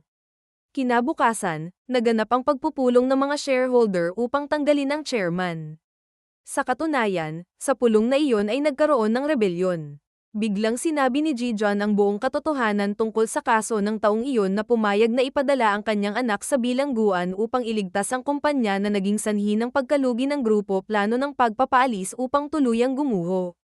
Sinabi ni Direktor Kang na napagtanto niya na naloko siya kasabay ng sinundo ng driver ni Chairman si Gunan para sumuko, nang makitang mabilis itong lumabas ng kotse at tumakbo palayo, sinugod ang lahat.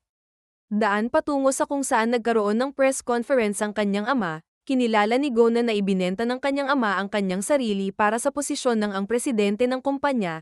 Ang mapait na anak ay tumulo ng 2 luha at umalis si Mr. Jang na walang ekspresyon ang mukha nang mapagtanto na ang nabigo ang plano. Labis na desperado si Seroy kaya tinawagan ng chairman ang direktor na si Kang para sarkastiko na sabihin ng ilan ang mga pangungusap na gustong magpabagsak sa akin ay tila napakabata at lantian. Minaliit ko ang isang masamang matandang lalaki. Ibinaba ng Pangulo ang posisyon ni Ginang Kang bilang empleyado ng isang maliit na sangay, dahilan para masira ang kanyang kalooban. Pababa ngayon ay mayroon na lamang pag-asa para sa kanyang pagsisikap sa pakikipaglaban, sabi ni Roy kinabukasan naganap ang paglilitis. Napatay ni John Juan si Se tatay ni Roy kaya siya ay sinentensyahan ng 7 taon sa bilangguan kahit na si Chairman Jang ay komportable pa rin dahil sa ang kumpanya ang pinakamahalaga sa kanya. Pagkatapos nito, agad na pumunta si Sayoy sa puntod ng kanyang ama.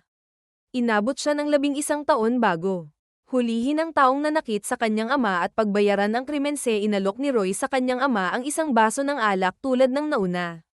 Noong mga panahong magkasama silang nag-inom, ang alak ay kasing pait pa rin ng puso niya noong nawala ang ama niya kasama si Dan Bam Junso. Nagpas siyang umalis sa kanyang trabaho dahil nakakulong ang kanyang kapatid kaya gusto niyang umuwi para kunin ang kanyang mana dahil ikaw. Sinabi niyang bibigyan niya ito ng pagkakataon kung siya ang papalit kay Jungga. Si John Juan ay kasalukuyang nasa bilangguan.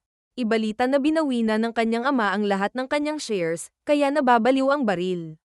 Hindi niya inaasahan na magiging ganito kasama ang kanyang ama at bumalik din si Gano para makita ang kanyang ama. Sinabi niya na makikinig siya sa lahat ng sasabihin ng kanyang ama hanggat nagmana siya. Sinabi niya sa kanyang ama na itatayo niya ang Jangga para maging Strad dahil sa ambisyon ng anak na lalaki ng Pangulo. Tuwang-tuwa siya at agad niyang inilipat ang trabaho kay Sua kaya napilitan itong sanayin si John So para maging pinakamahusay sa restaurant. Nagpa-plastic surgery ang chef para gumanda habang naghahandang magluto para sa palabas. Na-distract si Tony kaya siya nagkamali ako sa paglagay ng curry powder sa pinggan, napansin ko agad ito at napasigaw ng malakas, hindi inaasahan. Dahil sa pagkakamaling ito, isang masarap at bagong lasa, kaya naman ang Dan Bam's curry dish ang nanalo ng unang gantimpala na nakatulong sa pag-angat ng reputasyon ni Dan Bam. Napakabilis na dumating ang mga mamumuhunan na naghahanap upang palawakin ang tatak na Dan Bam. Isa itong magandang pagkakataon upang lumikha ng isang tatak na pang-franchise. Natural na napagtanto ni Aiso na maganda ito, gumawa siya ng libro tungkol sa mga katangian ni Dan Bam, handa nang. Hindi inaasahang mag-imbita ng mga mamumuhunan sa prangkise si Se. Iniisip ni Roy na hindi pa ngayon ang panahon habang sinabi mong mayroon ang isang taong namumuhunan ay isang gininto ang pagkakataon. Kung bubuksan nila isa-isa, hindi nila maabyutan si Jungga na nagpapahinga sa isang mainit na lugar. Nagtalo ang dalawa ngunit nakita rin ni Hojin na tama ang plano mo, isang lalaki. Palaging tumatawag para himukin si Izel kung mabagal siya, mamumuhunan sila sa ibang restaurant na magiging sanhi ng matinding sakit ng ulo sa Aiso. Kinaladkad niya si Croy papunta sa rooftop habang nagrereklamo tungkol sa pagbubukas ng isang chain ng mga restoran nang marinig ito, hindi na si Shroy nag-alangan siyang magpasyang sumugal sa pagkakataong ito gamit ang EO. Wala silang kaalam-alam na nahulog na pala sila. Sa patibong ni Chairman Jiang, agad nilang nakilala ang mahuhusay na mamumuhunang pinahahalagahan niya na si Dan Bam, isang napakatalentadong manager na sinamantala ang pagkakataong iyon. Matatag na nag-alok si Seroy ng 5 bilyong W para sa prangkisa. Ang Aiso ay napaka-nag-aalangan ngunit hindi inaasahan na pumayag ang mamumuhunan nang napakabilis na naging mainit ang balitang ito kaya nakaakit ng maraming iba pang mamumuhunan tumawag. 3 tao ang hindi nakasagot sa telepono noong unang araw na nakatanggap sila ng mahigit 10 bilyong W na puhunan. Umabot na sa mahigit 50 katao ang bilang ng mga taong nagparehistro para magbukas ng tindahan. Kaya agad silang nagbukas ng kinatawan opisina na parehong nagnenegosyo at nagsasanay sa franchising sa gabi nang bumalik ang grupo. Bigla silang nakakita ng isang matandang babae na nasugatan ng agad na isinugod ng grupo sa ospital para sa paggamot, hindi inaasahang ito ang lola ni Tony na ipinakita ni Tony. Binigyan niya siya ng litrato ng nawawalang ama na anak pala niya.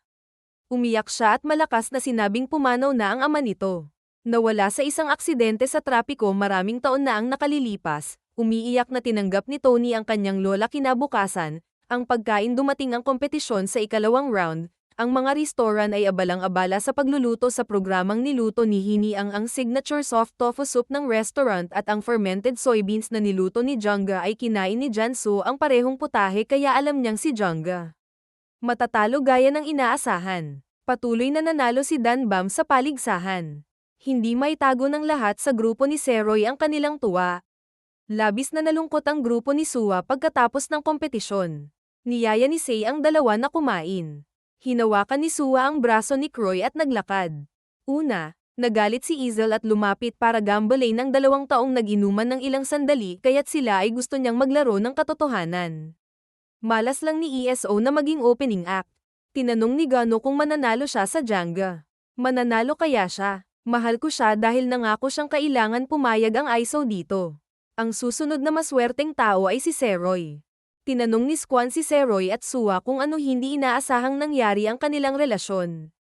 Sinabi ni Roy na gusto niya ito. Ang sagot ay nasaktan ang puso ni Aiso. Biglang nagtanong si Gano kung ano ang gagawin. Malungkot mong itinuturing si Ye. Ang sagot ay isang nakababatang kapatid na babae. Nang marinig ito, hindi napigilan niyo na mapaiyak. Nagsakripisyo siya. Lahat para sa kanya at ngayon ay nakakaramdam ng pait dahil sa sobrang hiya kaya mabilis na tumayo si ESO at umalis sa ilalim ng panghihikayat ni Seroy. Mabilis na tumayo at hinabol ang igat. Nasaktan si Izel at hindi na maitago ang kanyang puso na may mga luha sa kanyang mga mata, paulit-ulit niyang sinasabing, "Ako mahal kita higit sa lahat sa mundo, sa nakalipas na 2 taon isinuko ko ang lahat para tumaya sa iyo."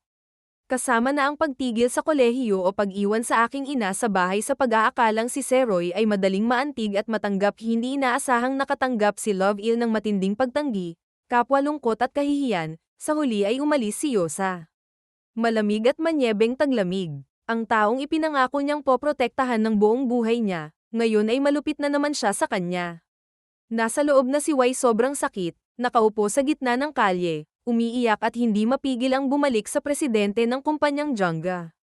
Galit na galit dahil natalo sila sa 2 sunod-sunod na round ng kompetisyon sa pagluluto. Inutusan niya na kung matatalo sila, ang huling round ay tiyak na walang karapatang magmana si Gunso. "Pakinggan mo ang pangungusap na ito," agad na nagtanong si Gunso. Ang kanyang ama na ibigay sa kanya ang programa, pinagtibay niya na mananalo siya sa huling round pagkatapos ng paligsahan. Si Danbam ay mas masikip kaysa dati, ngunit nagpa siya siyo na magpahinga sandali upang malinaw na maunawaan ni Seroy ang pagkakaiba. "Ano ang tunay na nararamdaman mo kapag nalaman mong umalis ka sa trabaho mo?" Mabilis na ipinaalam ni Janso sa kanyang ama na napagtanto ito ni President Jang. Isang ang gininto ang pagkakataon. Kinabukasan nang dumating si Seroy sa opisina, wala nang natitirang mamumuhunan. Sabay-sabay na nag-text para bawiin ang kapital. Ito ang naging dahilan para malugmok sa krisis ang buong grupo ng Seroy. Kahit papaano gumastos ng mahigit $1 bilyong sa kamakailang kampanya, lumabas na ang isa pang mamumuhunan ay si Chairman Jang inilagay para lokohin si Danbam. 50 tindahan ang pumunta lahat kay Danbam para humingi ng kabayaran, galit na galit sila. Kasama si Saoy dahil lahat ay nawalan ng pera para magbukas ng restaurant. Sinunod ni Suwa ang utos ng Pangulo na magdala ng florera ng ang mga bulaklak sa itaas ay isang mensahe ng pagbati kay Roy na nagbabasa ng "Congratulations to the Golden Stream." Dahil sa pangungusap na ito, galit na sumigaw si Seroy. Sabi niya, "Pwede mong kanselahin ang kontrata kung gusto mo. Magkakaroon ako ng sapat na pera para bayaran ang lahat, ngunit ang pinakamahalagang bagay ay ang tiwala, kaya kung magtitiwala ka, mangyaring patuloy na suportahan ayon sa ang schedule." Ang mga salita ay tiyak na nakapagpasaya sa mga may-ari ng tindahan, ngunit ngayon kung saan manggagaling ang pera para magpatuloy sa Se. Hindi alam ni Roy na pinayuhan ni Suwa si Se na tumakas at mamuhay ng masaya kasama siya habang gusto nang isuko ni So ang tawag ni ESO. Hinikayat niya ito at nangakong lalaban kay Seroy hanggang dulo gaya ng inaasahan. Nabawi niya ang espiritu ni Seroy sa susunod. Noong araw na bumalik si Yo sa trabaho, ang mahalaga ngayon ay makahanap ng bagong mamumuhunan ayon sa listahan nila. Nakakita ng isang 70 taong gulang na real estate tycoon, nakakagulat na lola pala iyon ni Tony, isa pa nga pala siyang kaaway, ang ninang. Tinulungan ni Pangulong Jang na paunlarin ang matandang babae. Pagkatapos ay pumunta kay Danbam kasama si Director K, tinanong niya kung kailangan nito ng tulong. Hindi inaasahan, matigas ang ulo ni Seroy at ayaw bumukas ang bibig para humingi ng tulong sa lola. Nagalit ang lola at pinagalitan kanya dahil sa sobrang pagmamataas at hindi mo alam kung paano magpakumbaba. Sabi niya mabibigo ka raw dahil sa katigasan ng ulo na iyon. Galit siyang tumayo at umalis. Dismayado si Director Kang kay Seroy kaya umalis din ito. Sa gabi, niliinggan niya ang mga tauhang masisipag sa trabaho araw at gabi, at sinabing naiintindihan ni Roy na naghihirap sila dahil sa kanyang mataas na pride. Dahil sa pag-iisip nito, nagpa siyang tawagan si Tony para magpa-appointment at makipagkita sa kanyang lola. Sinabi ni Tony na nakarating na ito sa Jeju Island, Seroy. Agad na tinawagan si Dee nang hindi inaasahan, kinuha ng lola sa tabi niya ang telepono at nagsimulang magsalita. Dahil sa pagsigaw na tanga si Croy, hiniling ni Croy na mamuhunan siya pero nagbigay siya ng kondisyon na dapat silang manalo sa finals. Nangako si Croy na tiyak na mananalo siya sa huling round na ito, ngunit ang buhay ay hindi parang panaginip. Gusto rin ni Gano na manalo sa paligsahan para maging tagapagmana. Alam niyang nanalo si Danbam sa nakaraang 2 round salamat kay Chef. Biglang may pumasok na maruming plano sa puso ni Hayanay. Napag-usapan ni Janso at Suwa na iaanunsyo nila na si Chef Honey ay transgender kinabukasan. Kasama si Seroy at Chef Honey sa kompetisyon, Ang balita nga ng transgender niya ay mabilis na ipinakita ni Squan sa buong internet. Ang balitang ito sa 2 taong pinag-uusapan ng lahat sa studio dahil dito. Na-offend si Hyenay kaya tumalikod siya at umalis. Siyempre, si Junso ang nanuhol sa mamamahayag para i-publish ang artikulong ito. Nagulat si Sua nang makitang hindi binalewala ni Junso ang anumang panlilinlang sa panig na ito. Nabangga niya ang pambabae. Banyo ngunit pinalayas pagkatapos ay natagpuan siya ni Seroyi pabalik sa banyo ng mga lalaki na ipinagtapat niya mula sa ilalim ng ang puso niya para bigyan siya ng lakas ng loob. Kung susuko ka, lalo ka pang yapakan ng lahat, kailangan mong manalo sa paligsahan para panalunin ang puot sa puso ng lahat. Habang nakikinig sa salitang ito, naisip kong bumalik na ang tiwala niya sa sarili sa loob ng studio. Sumuko na si Junso. Hiniling niya sa programa na magsimula nang hindi kasali si Danbam pero bigla niyang binuksan ang pinto at naglakad. Nang may napakakumpiyansang hitsura, nagsimulang mahilo si Junso, nagpatuloy pa rin sa pag-film ang programa, at ang pagbabalik niya. Natugunan niya ang inaasahan ng lahat, nilikha niya ang pinakamahusay na putahe, lahat ay sabik na naghihintay sa resulta. Kakaiba ang panalo. Alam ni Pangulong Jiang na niloloko lang ng anak niya si Hyenyi pero hindi niya ito pinagalitan kundi pinuri ang araw. Marunong gumamit ng mga trick, mas malaking ambisyon lang ang sapat para manahin. Sa ngayon, dumating ang ISO sa kumpanya at umaasa si Gunso na magkakamalay ito ngunit si Jono ay tunay na naging masama hanggat maaari siyang manalo. Mahalin siya ni Jangga, handa siyang gawin ang lahat. Wala rin siyang magawa laban sa gago na ito. Tumakbo siya pabalik para salubungin si Saoy. Totoo nga na si Seoy lang ang makapagbibigay sa kanya ng masayang kaligayahan dahil nanalo sila sa paligsahan. Pumunta sila para makipagkita sa lola para pumirma ng isang investment kontrata. Sa pagkakataong ito, determinado rin si Shroy na paunlarin ang restaurant para maabot ang buong mundo, hindi lang sa Korea lang. Bumaha sa internet ang balita na nakatanggap si Danbam ng investment na 30 bilyon, kaya nalungkot siya. Tinanong ni Sua kung paano niya pinabagsak ang puso ni Seoy ngayon. Isa na lang ang bagay na makakasakit kay Se, na pagtanto rin ni Roy ng kanyang ama. Kaya pumayag siyang dumalo ito sa pulong ng pamumuno. Direkta niyang inanunsyo sa lahat na si Junso ang magiging ang tagapagmana ni Jenga Jono. Dahil sa kanyang kasuklam-suklam na mga panlilinlang, ay mabilis na na-appreciate ang balita tungkol kay Junso. Ang mana sa pahayagan ay nagpakulong sa kanyang kapatid. Hindi mapakali, siya ay nagsanay ng husto upang makabalik balang araw. Lumipas ang 4 na taon, lumakas ng husto ang kumpanya ng IC ni Seroy at naging napakaganda rin siyo. Si Seroy na ngayon ang pangkalahatang direktor ng 12 maliliit na kumpanya. Sa pulong na iniharap ng mga pinuno ang marami mga problemang kailangang lutasin ng hindi inaasahan. Ginamit niyo ang kanyang katalinuhan sa ilang salita lamang upang tulungan ang iba. Sumang-ayon ang mga direktor na bumalik din si Gano pagkatapos ng 4 na taon ng pag-aaral sa ibang bansa, buong kumpiyansa siyang tumayo sa harap ng lupon. Ng mga direktor na magpapakita ng kanyang plano, sinabi niyang bibili siya ng murang kalsada at i-upgrade ito na parang gusto nitong itulak pataas ang presyo ng lupa at tapos ibenta lahat para mawala ang mga kalakal. Inaasahang kikita ang chairman ng kahit ilang daang bilyon sa kasunduang ito. Agad na sumang-ayon pagkatapos marinig ito. Ipinakita nito na si Junso ay mayroong isang napaka-estratehikong pananaw na itinalaga sa kanya ni Ji Jiang upang sirain SCO's Corporation at pagkatapos ay nagmana. Sa panahong ito, ang kanyang panganay na anak na si Jun Huan ay pinalaya rin mula sa bilangguan ngunit malala ang kalagayan ni Chairman JK sa ngayon, madalas siyang nahihilo at sinabi ng doktor na si Fates ay nahihilo. Ang malupit na si Gano ay gusto lang mamatay ang kanyang ama para manahin niya si John Huan pagkatapos maging pinalaya mula sa bilangguan. Dinalaw ang kanyang ama. 4 na taong pagsasanay ang tumulong sa kanya na maging kalmado. Frank ang sinabi ni Genso sa kanyang ama. Bago siya namatay ay pumili ng tagapagmana dahil alam niyang may kalamangan siya kaysa sa kanyang nakatatandang kapatid ngunit hindi ibinigay ni Jen Huan. Sinabi niya na sa nakalipas na 4 na taon ay kabisado niya ang lahat ng mithiin ng kanyang ama at sinabing dapat ibigay ang Jungga. Sinabi niya rito na makikipagkita si Roy kay Soa para sa hapunan pero tumawag si Hojin ng mapilitan kaya kinailangan niyang magmadaling umalis. Nakarating siya roon, pinagalitan niya si Seroy dahil sa sobrang katangahan niya. Siya nga pala ang presidente ng IC pero nakikipag-date sa direktor ng karibal niya. Nakalimutan mo na ba ang tungkol sa alitan ng iyong ama?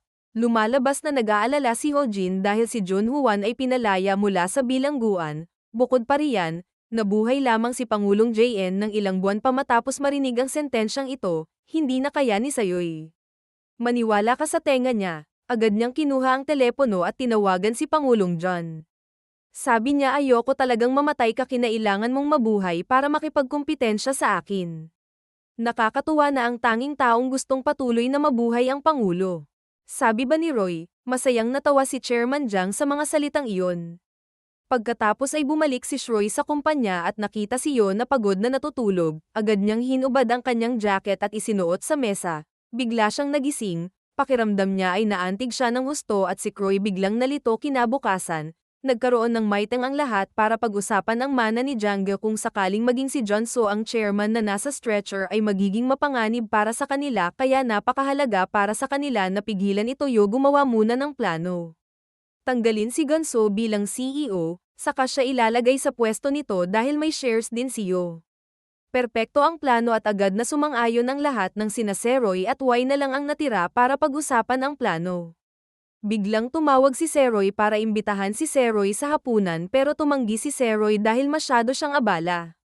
Nakita iyon ni Iyo at may sinabi siyang iba. Hindi inaasahang nagalit si Shroy at binigyang diin na hindi niya ito itinuturing na babae, nasaktan ito. Nang makita niya si Iyo, labis siyang nalungkot at biglang nakaramdam ng pagkakasala si Seiyi ngunit hindi niya ito inamin sa harap ng kanyang Iyo. Agad niyang naintindihan. Matapos marinig na ito ay nagpapatunay na nagsimula na siyang magkaroon ng nararamdaman para sa kanya sa panig na ito, alam din ni Chairman Jiang ang tungkol dito. Ang plano ng grupo ni Croy ay agad niyang naisip ang paraan upang makitungo sa tinanggal na direktor. Ang panig ni Aiso ay nagpulong. Ang mga shareholder ng Jangga Group araw-araw niyang inilalaan ang lahat ng kanyang lakas sa pagkumbinsi sa kanila na kumampi sa kanya na pagtanto nilang napakagaling ni isa. Karamihan sa kanila ay talagang nagustuhan ito ngunit dahil sa sobrang pagsusumikap niya ay dumyugo ang kanyang ilong habang nagsusumikap ka, sabi mo makikipagkita si Roy kay Suwa. Tinanong niya ito kung gusto pa rin siya nito. Pumasok si Aiso at nakita niya 2 taong labis siyang nadismaya kay Se. Agad na umalis si Roy. Gusto sana siyang habulin ni Roy pero makasariling pinigilan siya ni Suwa. Nang bumalik si Seroy kalaunan ay tumayo upang habulin. Huli na ang lahat. Malungkot na umuwi si ESO sa kanyang ina kinabukasan. Naganap ang pulong ng mga shareholder ng Jangga Group. May sakit si Yo ngunit nagpumiglas pa rin hanggang sa nawalan siya ng malay dahil sa pagod kaya ang naganap ang pagpupulong nang wala si Yo bilang resulta. Ang kanyang paghirang bilang CEO ay tuluyang tinanggihan sa panig ni Pangulong Jan, nanaig si Seroy ngunit walang pakialam at nagmadaling pumunta sa ospital para bisitahin siya. Mabilis siyang nakaisip ng plano B para makita siya. Na masyadong masigasig si Iyo kaya hiniling ni Sayoy na magpahinga siya o matatanggal siya sa trabaho matapos sabihing umalis si Seroy. Nakita iyon ni Squan at agad siyang hinabol, sinabing napakatanga ni Seroy, sinasabing bulag pa rin siya na parang si Suwa. Ang pagkakamali sa mga salitang iyon ay nagpagising kay Seroy nang makita niya ang kwintas na nagustuhan ni ESO at agad siyang pumunta doon. Bilhin ito para sa kanya nang hindi inaasahan, pagbalik niya sa ospital, wala siyang lakas ng loob na ibigay ito sa kanya, nakatayo lang siya sa labas, kasabay nito ay dumating si Gunan upang salubungin ang pinuno ng lipunan. Inihagis niya ang isang backpack na puno ng pera sa mesa upang umupa. May gustong manakit sa grupo ni Roy. Abala si Roy sa pag-asikaso ulit sa trabaho ni Yo nang buksan niya ang dokumento ni Yo. Hindi sinasadyang nabasa niya ang buong diary ni Yo kasama ang larawan niya ni Yodru. Bahagyang naunawaan niya ang pagmamahal ni Yo para sa kanya. Bigla niyang napagtanto na mahal din niya ito. Agad na nagtungo si Roy sa ospital at nagmaneho ng mabilis para umamin. Natuklasan din ng kanyang pagmamahal sa ospital ang kwintas na ibinigay sa kanya ni Roy. Tuwang-tuwa siya nang malaman niya iyon. May nararamdaman para sa kanya sa sandaling iyon. Pumasok ang pekeng doktor at sinabing oras na para sa iniksyon ng si Seroy pagdating sa ospital.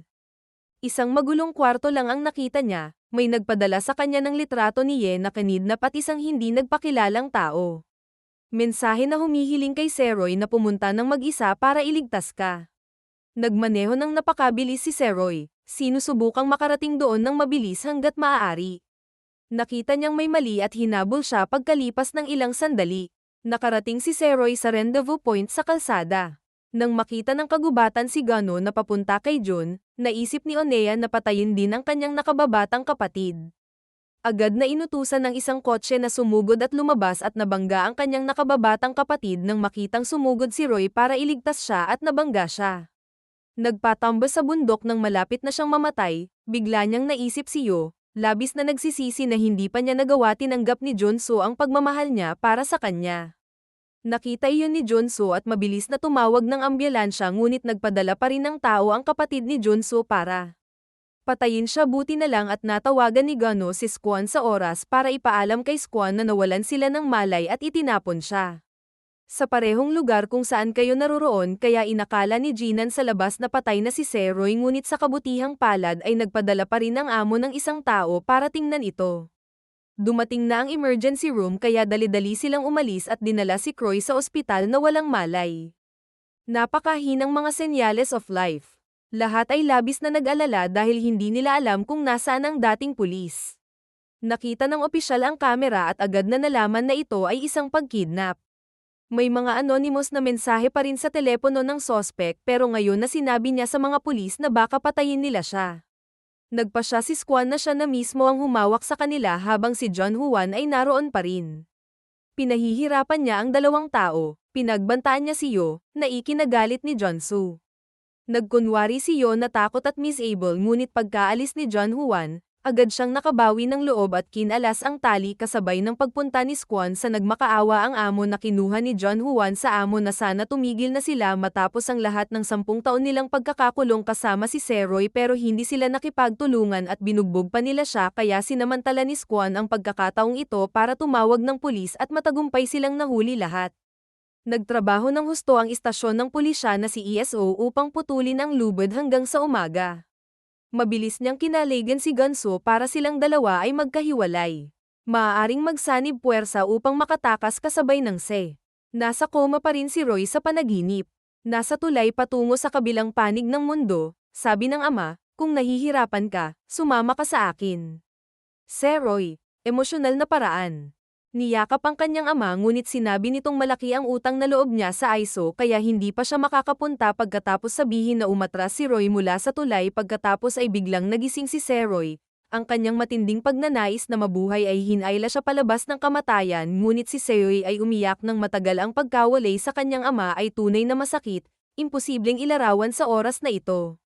Si Ganan ay nalungkot din, tinatawagan niya ang kanyang ama ngunit kabaligtaran ni Roy. Patuloy niyang sinisisi ang kanyang ama, sinabi niyang lahat ng iyon ay dahil sa kanyang ama kaya wala na siyang magagawa pa, ginawa niya ito para makaganti sa ginawa sa kanya ng kanyang ama 5 taon na ang nakalilipas. Kasabay nito ay saktan ang taong naging dahilan ng paghiwalay nila ng kanyang ama. Maginhawang sinabi ni Jan ang lokasyon, kung saan niya ikinulong ang 2 taong hinamon niya ang kanyang ama na pumunta, palalayain niya ang mga bihag. Halos si Chairman Jay natamba siya matapos marinig ito. Tunay na kabayaran iyon sa itinuro niya sa kanyang anak noon matapos magsalita ng Dunwan. Bumalik sa detention. Tinambangan at bigla siyang binugbog ni Dunso. Gusto pa siyang bugbugin ni isa para makaramdam ng seguridad. At tumakbo palayo pero pinigilan siya ni Gano kaya umalis na lang ang 2 tao nang walang pakialam. Tumakbo sila palabas at sinubukang sumakay ng kotse papunta tumakas ngunit bago pa sila makatakbo, itinaas ng mga gangster ang kanilang mga headlight para harangan sila, lumitaw ang boss at si Gonen. At pinalibutan ang 2 tao sa gilid na ito. Kakagising lang ni Seroy at agad na gustong iligtas si Isho dahil nakita niya iyon, kaya pinigilan siya ng labis. Agad na ipinahayag ni Shroy na mahal niya si IIO matapos sabihin na determinado siyang iligtas mo si Hio kahit alam niyang baka mamatay siya. Nakatanggap si Seroy ng balita na alam ng chairman kung saan nahuli si Hia. Agad na pumunta sa bahay ni Chairman Jiang na may mga sugat. Nagbanta si Seroy na magre-report sa pulis kung si Chairman Jiang ay hindi sinabi kung nasaan ang mga bihag. Hindi inaasahang hindi madaling takutin ang matanda. Pinilit niya si Seroy na lumuhad kapalit ng buhay ni Yose. Mas gugustuhin pang mamatay ni Roy kaysa lumuhad pero para kay Hio, isinuko niya ang lahat ng kanyang pride at lumuhad sa nakita iyon ng matandang lalaki at tumawa ng malakas. Sa huli, Natupad ang kanyang pinakadakilang hiling ngunit kapalit nito ay ipinagbili niya ang kanyang anak. At isinulat ang lokasyon sa papel. Nang makita ang Zero na ito, tumayo at idineklara na hindi na siya ang aking kalaban. Isang taong nagbenta ng kanyang anak kapalit ng pagluhod ng kanyang kalaban, napakasama ng lahat, hindi ka karapat-dapat na maging akin. Wala nang kaaway matapos sabihing inagaw ni Zero ang address at umalis ang lalaking ito, iniwan ng matandang lalaki na galit sa panig na ito ay nakapalibot ang mga gangster at naghahandang pumatay ng 2 tao. Umatras si ESO at hinawakan ng pinulot ni Napala at Gano ang bakal na baras sa kanyang paanan. Nagutos si ESO sa bilang na 3 na sumugod para lumaban ngunit sa sandaling natapos niyang magbilang, nabitawan niya ang pala at tumakbo palayo, iniwan si Gunso para subukang pigilan sila dahil gusto ni Jonso ang EO. Ginamit ni Juno ang natitirang lakas para pigilan sila nang malapit ng tapusin ng boss ang laro ni Juno. Pinahinto siya ng kaunting konsensya para hindi niya saktan ang kapatid niya. Pagkatapos ay sumakay sila sa kotse at hinabol ka. Tumatakbo ng mabilis si Hio nang saksakin na sana siya. Agad na tumakbo si Hio papunta sa bukid. Pinabayaan ng amo ang dalawa niya. Habang nagmamaneho si Junior's Chase at si Gun Juan para harangan ang kalsada, napatakbo si Hio sa kalsada sa matinding paghihirap nang sumalpok ang kanilang sasakyan. Sa sandaling ito, dumating din si Zeroy. Inapakan niya ang accelerator at bumilis ng buong bilis diretso sa mas maayos ang sasakyan ng kalaban kaya ligtas na nakalabas ang dalawa. Masayang tumakbo palapit at niyakap si Croy. Darating din si Nagonan at ang amo. Nagmakaawa si Zeroy kung pwedeng umatras ang amo para sa kapakanan ng dating relasyon. Hindi ko inaasahan na hindi ganoon ang naramdaman ng lalaking ito nang magpasya si Squan na manatili at harangan ang daan, hinayaan ang 2 tao. Tumakbo muna. Ginamit niya ang lahat ng kanyang lakas para mabilis silang talunin, naiwan na lamang ang boss para lumaban ng mabangis. Tumalon si John Juan. Pumasok sa kotse para habulin si Croy matapos tumakbo ang 2 tao ng ilang sandali. Nasasaktan si Shroy at hindi makatakbo kaya't huminto siya at mabilis na sinabi niyang gustong-gusto niya ang ISO nang magyakapan silang dalawa sa gitna ng kalye. Binilisan ni John Juan ang sasakyan. At nagmaneho papunta rito. Nagalit si Roy at kumuha ng ladrilyo at inihagis ito diretso sa kotse, napilitan siyang huminto. Si Roy sinabihan kitang mag-ulat sa pulis at siya mismo ang mananatili at lalabanan ng 4 na taon ni Gun and John Juan. Iba na ang pagsasanay sa bilangguan ngayon at pagod na si Zeroy pagkatapos ng insidente kaya madalas siyang binugbog ng baril ni Juan na natalo ang amo at ang kanyang mga junior kay Senen ngunit iniligtas ng tapat na lalaki ang kanyang buhay. Umaasa lamang na magiging mabuti ang amo. Ang taong nasa panig na ito ay inakala ni Zeroy na patay na siya dahil ang pag-iisip na iligtas siyo ay nagbigay sa kanya ng karagdagang lakas. Tumayo si Zeroy. Muling hinangaan din si Gunnen. Ginamit niya ang lahat ng kanyang lakas upang talunin si Guan ngunit siya mismo ay bumagsak dahil sa pagod. Pagkatapos ay bumalik si Yel kasama ang mga pulis, masayang nagyakapan ang 2 kinabukasan. Isinumite ni Sua ang lahat ng ebidensya. Agad na hinalughog ng pulisya ang bahay ni Chairman Jiang sa investigasyon, nasaksihan ng buong grupo. Iniimbestigahan para sa paglustay at panunuhol. Gustong aminin ni Chairman Jiang ang lahat ng sisi dahil tungkol siya sa mamatay pa rin pero sabi ng kalihim. Gusto ng lahat ng partner restaurant na kanselahin ng kontrata, ganito ang sitwasyon.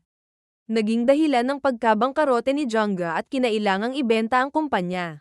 Narinig ito ng chairman na si Jan at nataranta dahil malapit na siyang nawala lahat ng hinihingi niya ng tulong kahit saan ngunit hindi kaya. Mapait na napagtanto ng chairman na ngayon ay si Zeroy na lang. Maaaring makapagligtas sa kanya. Si Jan Juan ay nakakulong dahil sa mga kasong bigong pag-aresto at pagpatay at may record kriminal na naglagay sa kanya sa habang buhay na bilangguan, sabi ni Roy. Ang panig na ito ay nagising din sa ospital. Ang unang ginawa niya ay yakapin ang taong mahal niya pero galit na galit ang ina niyo matapos malaman ng lahat kaya pinagalitan niya sandali si Zeroy sa ospital nang hindi inaasahan. Sabi ni Roy, pasensya na ikinatuwa ng ina niyo at ganoon din si Hio. Masaya silang umalis ng ospital para umuwi ng magkasama, ngunit pagdating nila sa restaurant, nakita nila si Pangulong John na pumunta rito para mag-aliw. Kaya personal na pumasok si Zeroy sa kusina. Siya mismo ang nag-alok nito at inimbitahan si Pangulong JN na kumain ng ulam. Ang lasa ay napakasarap kaya't nagkaroon siya ng ibang pananaw sa mga kakayahan ni Shroy. Inihayag ngayon ni Croy na siya ay pagsasamahin si Jungga sa kanyang kumpanya kasabay ng permanenteng pag-aalis ng pangalang Jungga bilang pangulo na si Jang. Biglang tumayo ang sobrang lungkot na mukha at lumuhad ng taos-puso kay Seroy, gumawa siya ng masasamang gawa. Buong buhay niya ngunit sa huling sandali ay lumingon siya at hiniling kay Shroy na patawarin ang kawawang matandang ito at pagkatapos ay yumuko siya ulo sa lupa. Umasa si Shroy na luluhod si Chairman Jang ngunit ngayon ay hindi na siya masaya kaya't nalipat siya sa patawarin mo siya sa lahat ngunit kailangan pa ring ituloy ang pagsasanib. Nagsimula ang chairman ng 2 nanograms, isang negosyo na walang laman. Mga kamay kaya isang malaking korporasyon sa huli dahil nawala pa rin sa kanya ang lahat dahil wala siyang puso pagkatapos ay ang pagpupulong sa pinagsama ang Jungga sa kumpanya ni Seroy. Natural na hinawakan ni Seroy ang posisyon ng Pangulo na natanggap niya ng buo. Suporta mula sa panig ng mga shareholder na si John Su matapos ang nagligtas buhay na Grace ni Seroy, mas nirerespeto niya si Seroy, isinuko niya ang kanyang ambisyon mula noon at tinahak ang isang bagong landas. Si Roy ay nagmula sa pagiging isang binata na may dalawang walang laman na kamay. Ang kanyang ama ay pinaslang at natalo habang siya ay nasa bilangguan ngunit taglay ang mabuting puso at matatag na kalooban. Sa huli ay nakamit nila lahat ng kaligayahan at kayamanan ay lumabas sina Croy at Yo buong araw na iyon magpakailanman. Kalaunan ay nagkaroon siya ng sapat na lakas ng loob para hawakan ang kamay ni G. Binigyan niya ito ng isang napakamadamdaming halik, namuhay sila ng masayang magkasama. Dito nagtatapos ang pelikula. Kung nahanap mo na nakakatuwa naman, mag-subscribe na lang sa channel para mapanood ang mga susunod na video. Paalam na at magkita-kita tayo sa mga susunod na video.